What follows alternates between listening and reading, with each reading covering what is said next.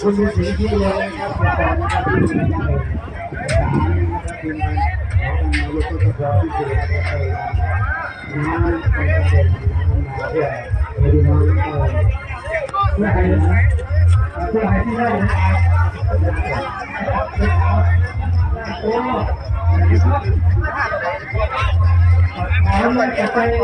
เป็นคนที่น่าแข็งแกร่งลูกลงมาดิ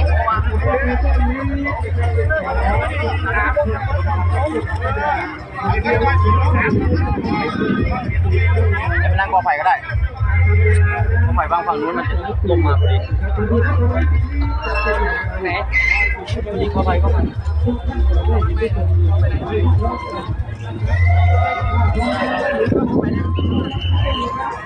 ที่จุดทางเขาอยู่บ้านแห่งคุณนักดีว่าบอกว่าท่านเรื่องนี้ไม่ได้ตั้งผมไม่ได้ทำสิ้นในที่เราเป็นการทำนี้เป็นการดีกว่าเวลาที่ทำได้บางทีเลยครับของทีมงานบ้านแห่งคุณใช้เรื่องที่นาทีตั้งใจสมัครบ้านแทนคุณสองอันนี้ไม่ห่วงบ้านแทนคุณสองจะต่อยคุณใส่เหรอแทนบอกครับเขาจูบไปมีเพื่อนแล้วโอ้ไปเลยครับครับพร้อมครับโอเคเห็นบรรยากาศลูกหลานน้องลูกก็ไปวันนี้ได้ลูกแทนคุณสองนะครับมีมาครับไปเล่นลูกอยู่ไหมครับพี่น้องก็ไม่ต้องไปเสียเงินนะถามว่าเดี๋ยวเราจะเอาไปเสียนะเอลจะเสียเราจะดูไม่ได้จะเป็นอะไรกันโอเคไม่เป็นไรที่หัวเห็นบรรยากาศความร่วมไม้ร่วมมือ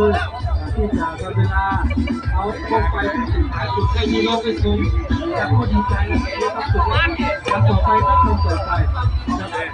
รุ่งเย็นรุ่งเล็กว่าไปเรื่องดีสุดเรื่องใจเรื่องใจแล้วต้องดีงานเร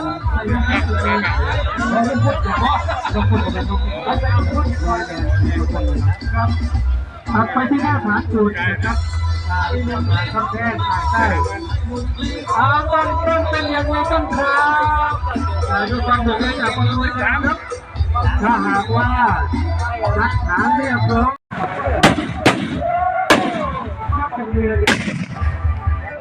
เขาที่บอกกรรมการยังจะไหลต่อ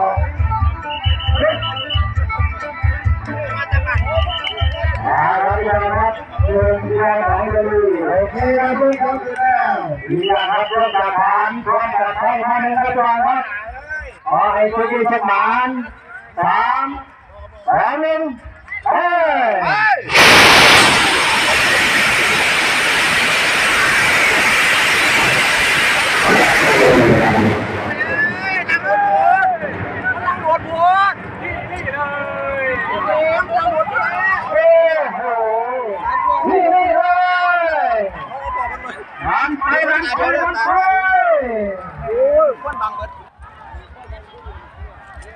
เมืองเดียว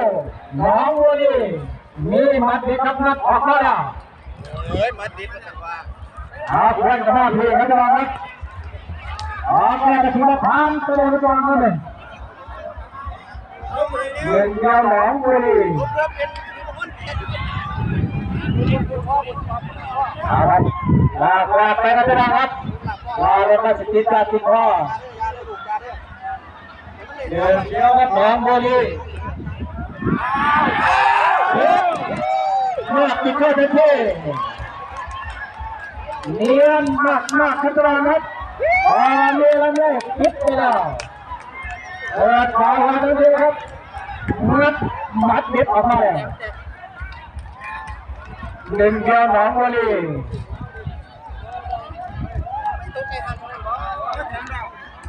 วันสมาคมของไทย